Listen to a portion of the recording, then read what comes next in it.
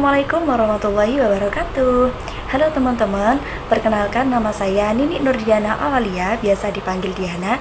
Saya dari kelas C3 Prodi Pengembangan Masyarakat Islam Fakultas Dakwah dan Komunikasi. Nah, di sini saya akan melakukan ujian akhir semester pada mata kuliah metode penelitian kuantitatif. Langsung saja yuk kita masuk ke materinya. Di sini saya akan sedikit menjelaskan tentang reliabilitas dalam metode penelitian kuantitatif. Nah, langsung saja masuk ke memahami reliabilitas dalam metode penelitian. Jadi, di sini saya akan sedikit memaparkan beberapa poin, yaitu ada 7 poin, meliputi definisi reliabilitas, pentingnya reliabilitas, jenis-jenis reliabilitas, faktor-faktor yang mempengaruhi reliabilitas, cara meningkatkan reliabilitas, perbedaan reliabilitas dan validitas, yang berikutnya yaitu contoh uji reliabilitas dalam penelitian dan ditutup dengan kesimpulan. Lalu, eh, perlu diketahui, jadi apa sih itu reliabilitas? Jadi teman-teman, reliabilitas adalah tingkat konsistensi atau andalan suatu instrumen penelitian dalam mengukur sesuatu.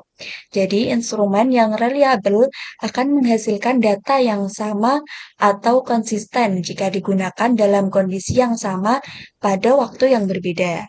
Nah, reliabilitas ini dapat diartikan sebagai keakuratan dan ketepatan dari suatu alat ukur, keajikan pengukuran, derajat konsistensi, skor tes dari waktu ke waktu.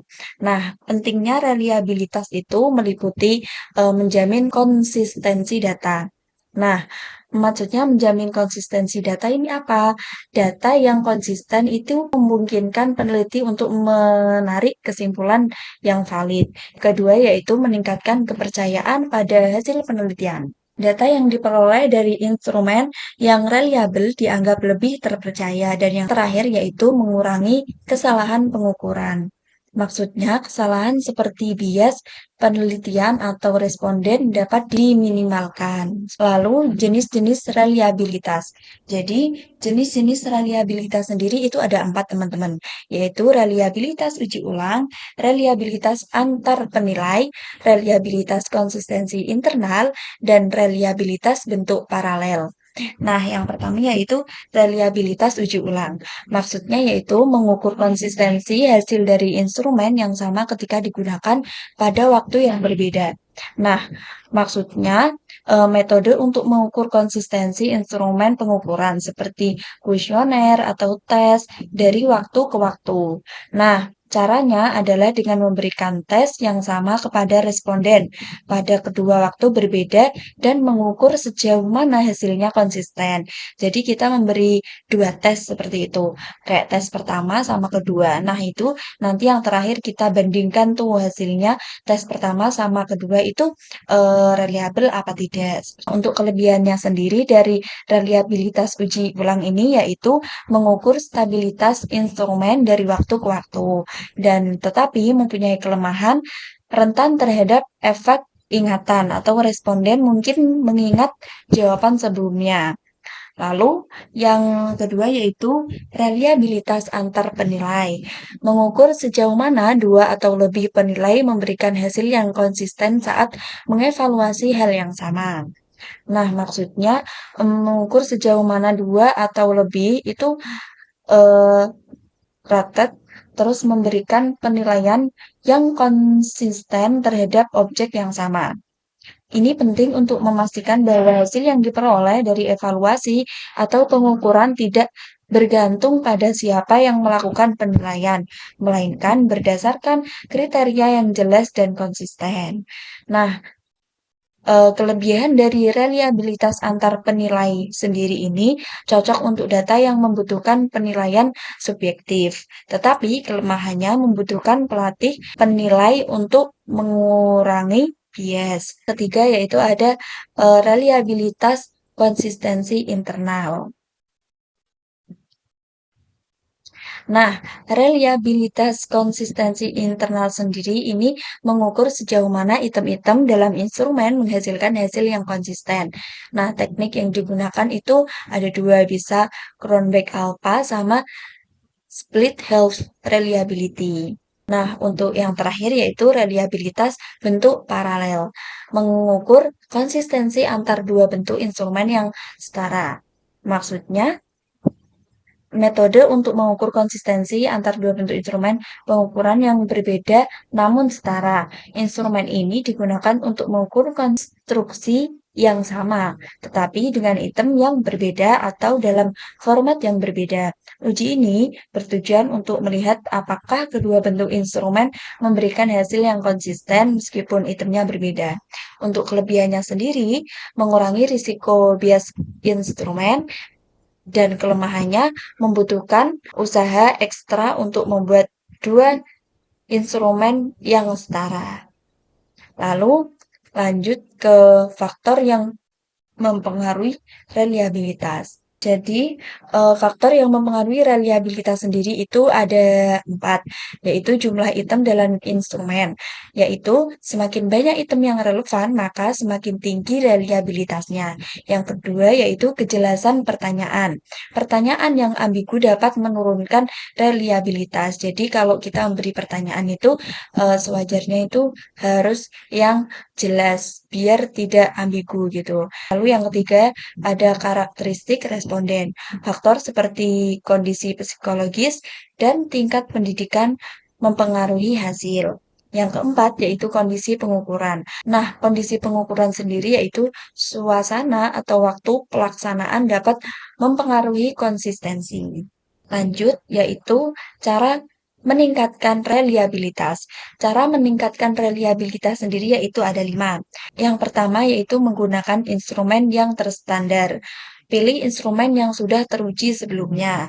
Yang kedua yaitu melakukan uji coba atau pilot study. Menguji instrumen pada skala kecil sebelum penelitian utama. Yang ketiga yaitu meningkatkan kejelasan instrumen. Nah, pastikan setiap item mudah dipahami. Lalu yang keempat yaitu mengontrol variabel luar. Kurangi gangguan yang dapat mengaruhi hasil pengukuran. Dan yang terakhir yaitu memberikan pelatihan pada penilaian. Jika penilaian dilakukan oleh manusia, berikan pelatihan untuk mengurangi bias.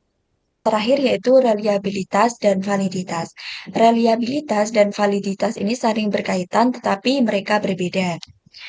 Kalau reliabilitas itu mengukur sejauh mana alat ukur menghasilkan hasil yang konsisten dan stabil setiap kali digunakan. Jika suatu instrumen reliable, maka hasil pengukurannya tidak akan berubah secara signifikan setiap kali alat tersebut digunakan pada kondisi yang sama. Kalau validitas, validitas itu mengukur sejauh mana alat ukur benar-benar mengukur apa yang dimaksudkan untuk diukur. Alat ukur yang valid akan memberikan hasil yang akurat sesuai dengan tujuan pengukurannya. Nah, fokus validitas ini akurat atau kecocokan pengukur dengan konsep yang dimaksud. Lalu berikutnya ada contoh uji reliabilitas dalam penelitian. Nah, uji reliabilitas dalam penelitian bertujuan untuk mengukur konsistensi dan ketepatan alat ukur yang digunakan. Salah satu contoh uji reliabilitas yang umum digunakan adalah uji reliabilitas dengan Cronbach alpha. Nah, untuk contohnya, jadi ini di sini ada seorang peneliti mau mengukur kepuasan pelanggan terhadap layanan sebuah restoran.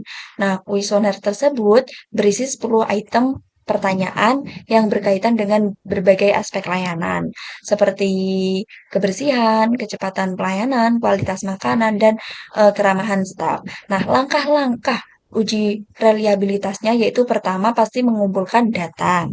Nah, penelitian yang membangun kuesioner kepada 100 pelanggan responden yang telah menggunakan layanan restoran tersebut. Jadi, di situ cara mengumpulkan datanya dengan memberikan kuesioner tersebut. Yang kedua yaitu menguji konsistensi internal. Penelitian menggunakan teknik uji reliabilitas Cronbach Alpha untuk mengukur konsistensi internal dari 10 item pertanyaan di kuesioner. Cronbach Alpha mengukur sejauh mana item-item dalam kuesioner saling berkorelasi dan memberikan hasil yang konsisten. Dalam artian antara satu item dan item yang lain itu saling berkesinambungan seperti itu. Nah, yang ketiga yaitu hasil hasil yang ketiga yaitu hasil uji reliabilitas. Setelah data dikumpulkan, penelitian menghitung dengan nilai Cronbach Alpha. Jika hasilnya menunjukkan nilai lebih dari 0,70, maka kuesioner dianggap reliable. Tapi kalau misal hasilnya kurang dari 0,70 berarti penelitian tersebut melakukan revisi terhadap kuesioner dan tidak reliable gitu. Berarti kuesionernya ada yang harus direvisi antara item yang satu dan item yang lain. Untuk yang terakhir yaitu kesimpulan. Reliabilitas adalah elemen penting dalam penelitian kuantitatif karena memastikan bahwa data dikumpulkan konsisten dan dapat dipercaya. Pemahaman yang baik tentang reliabilitas dan penerapan teknik yang sesuai akan meningkatkan kualitas penelitian. Baik, itulah tadi teman-teman sedikit pemaparan tentang uji reliabilitas dalam metode penelitian kuantitatif. Sekian dari saya, apabila ada kurang lebihnya saya mohon maaf yang sebesar-besarnya. Akhirul kalam, wassalamualaikum warahmatullahi wabarakatuh.